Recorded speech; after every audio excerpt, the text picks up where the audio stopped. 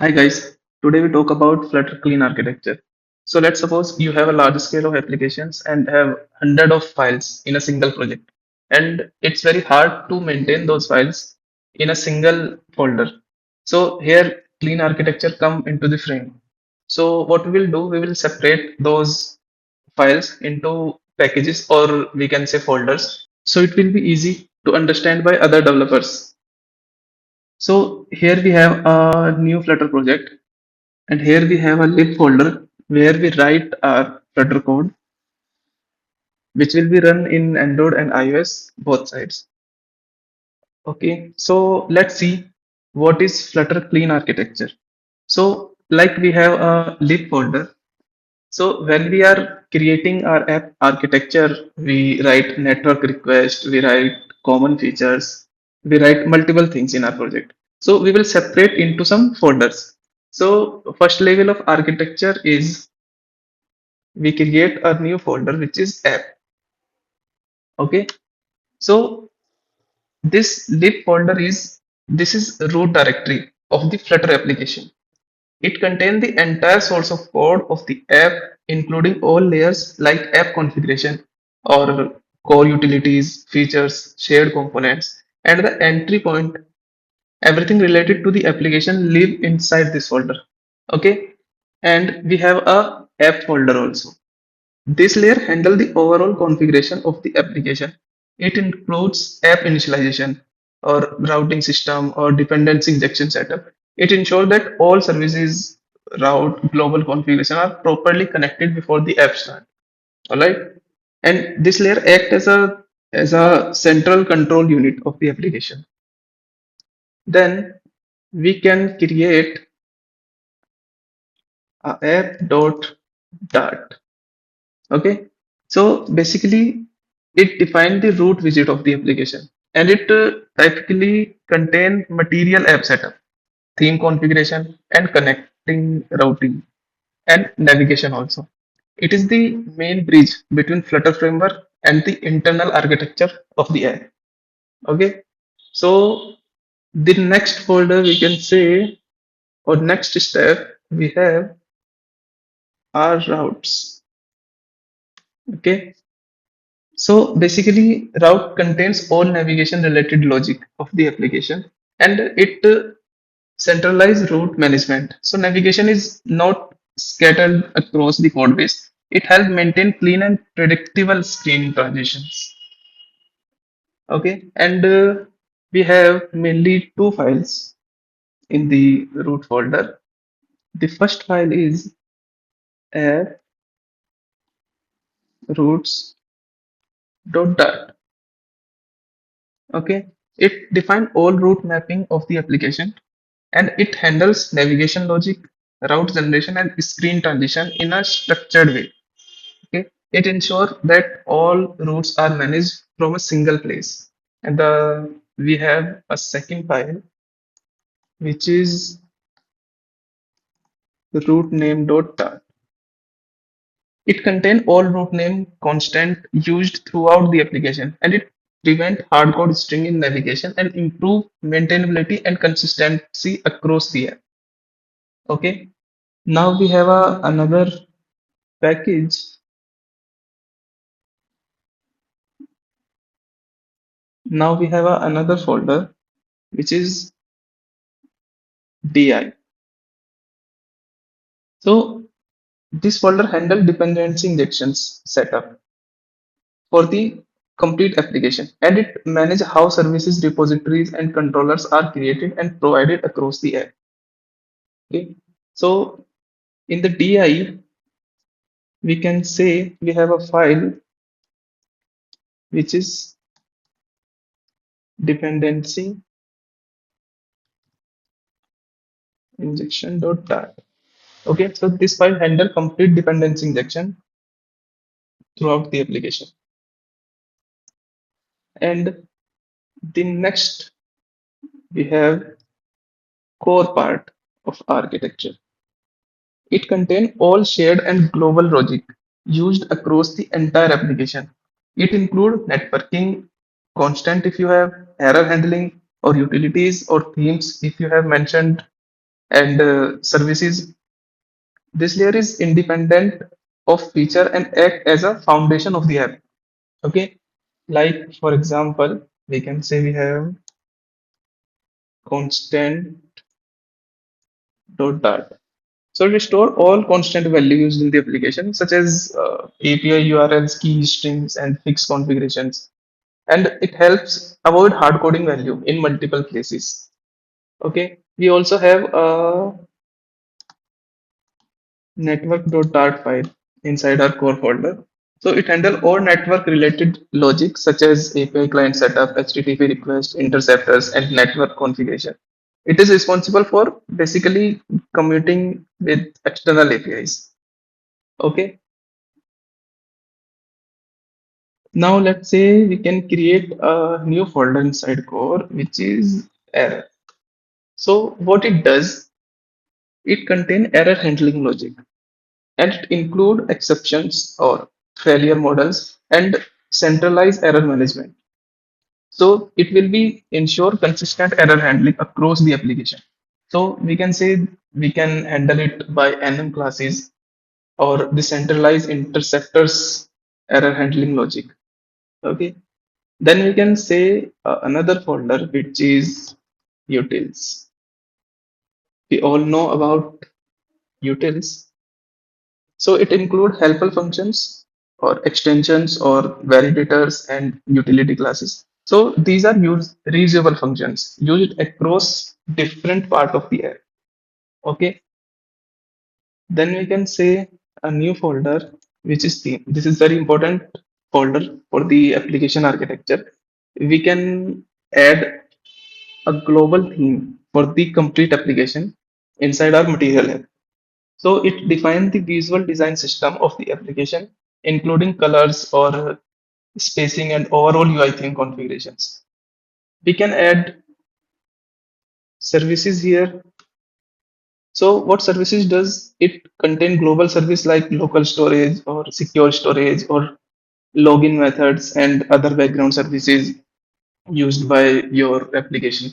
Like if you want to store your login information or access token or some information that is that can be globally used inside your application. So you can define this inside the service folder. Okay. So after this all, we have a features. So this package is mainly used for our UI integrations. And this is the main business logic layer of the application. So this app is divided into dependent module called features, and each feature is isolated and work like a mini application inside the line. Okay, and we can say we can separate our UIs or screens. Like first of all, we have a first of all we have a auth part, and then we have like dashboard part. So for example, in authentication part, what we have,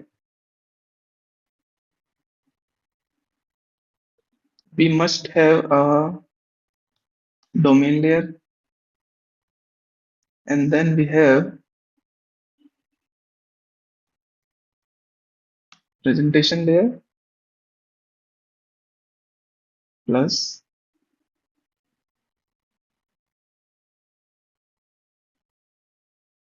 we have a data layer. Okay, so what is use of this data package inside auth?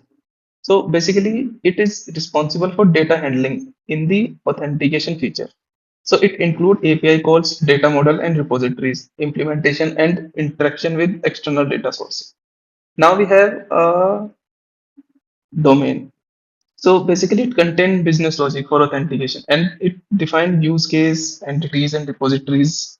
It is independent of UI and external framework. And the presentation handle UI and state management for authentication. It includes screen visit and controllers that manage user interaction and UI updates. Okay, and inside presentation, you can have your UI.dart file, and inside your domain, you can call the APIs inside your state management system, like if you are using blog, if you are using provider, or if you are using Riverpod, etc. And the same way, the dashboard will work. The dashboard can have a data, can have a domain, and it will have presentation. Okay. So after this features module, we have shared folder. So what is this shared folder does? It contains reusable components that are shared across multiple features, and it helps maintain consistency and reduce duplication in UI and logics. We can have widgets folder inside this. So it will contain the reusable.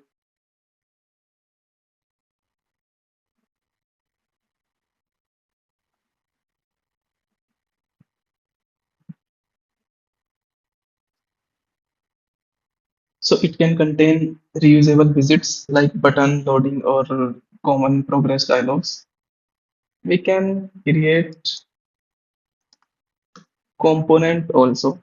So it include large usable UI component that can composed of multiple widgets.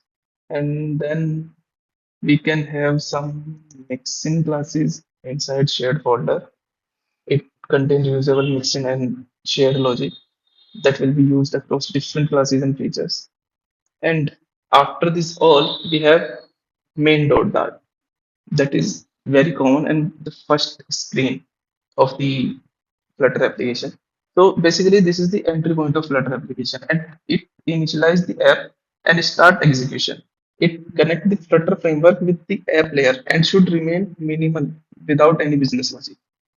And if you can create flavor-based application, so you should be create multiple main.dart like main dev.dart, main pro.dart, or main underscore your flavor specific dot.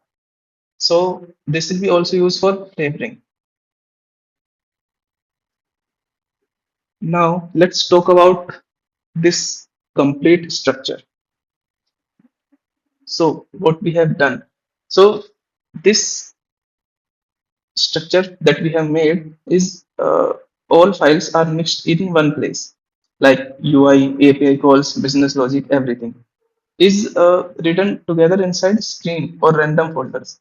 So this makes the app hard to scale, hard to debug, and almost impossible to maintain when it grows.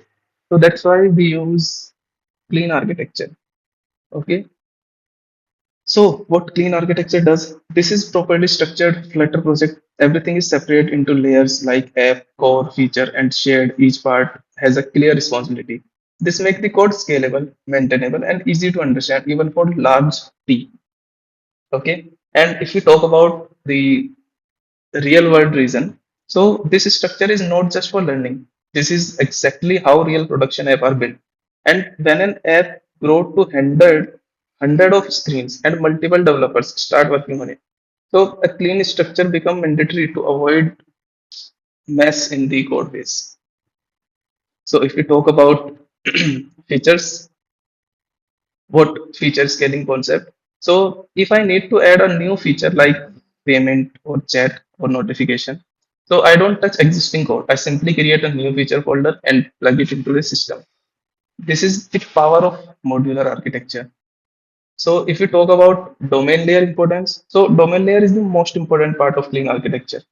It contains the business logic of the application. Okay. And the key point is that it never depend on Flutter or UI. Even if I change the UI or API, the core business logic remain unchanged, like you can say here.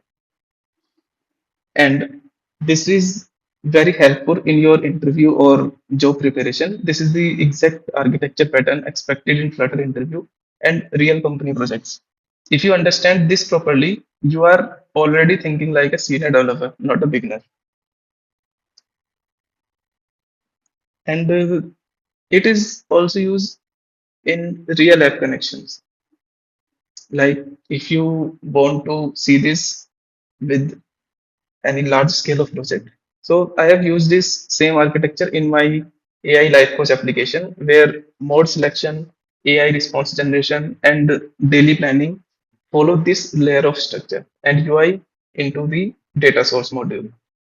So what common mistakes do by the beginners when beginners start developing architecture? So most of beginners make the mistake of calling APIs directly from UI. And this tightly couple everything and exists a mess in large application. So clean architecture solve this problem by separating responsibility into layers. Okay, so let's talk about something interesting. We know what is Flutter Clean architecture is. We know why we need it and why large scale of applications use this. But why not? Why not to use this architecture? Okay, so let's about some important words. So why not use this? If your app is very small, like a to-do app or a demo project, so you don't need this full architecture in this case. Simple folder structure is enough. But as soon as your app start growing, this architecture become necessary. Okay. So and how team use this? In a real company, different developer work on different feature at the same time because each feature is isolated and one developer can work on auth part while another developer work on dashboard without breaking each other's code. So this is the benefit of clean architecture. We have also benefit in testing part. So this architecture make testing very easy. Since business logic is separated in the domain layer, you can test it without UI or API dependencies. That's why production apps prefer this structure.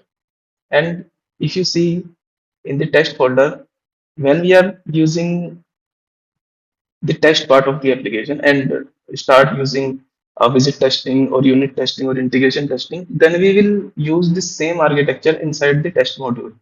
So the way we are using the code inside the screens or the blocks, the same way this test folder use the same code for the testing part. Okay. Now, what is the dependency flow rule? So one important rule in clean architecture is dependency direction. UI depends on domain. Domain does not depend on anything.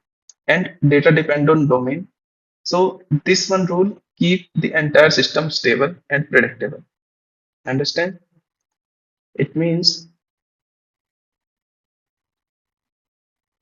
your UI is depend on domain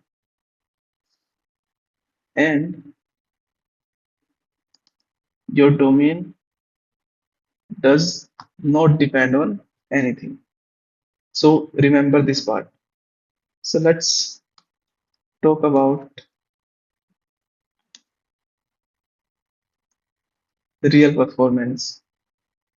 So this structure does not just organize code, it improves development speed. Once everything is separated, debugging become faster, features are easier to add, and onboarding never developers become simple. Okay. So this is not just folder organization, this is a mindset shift from writing code to building scalable system. So this is how large scale of applications use clean architecture. Subscribe to my channel.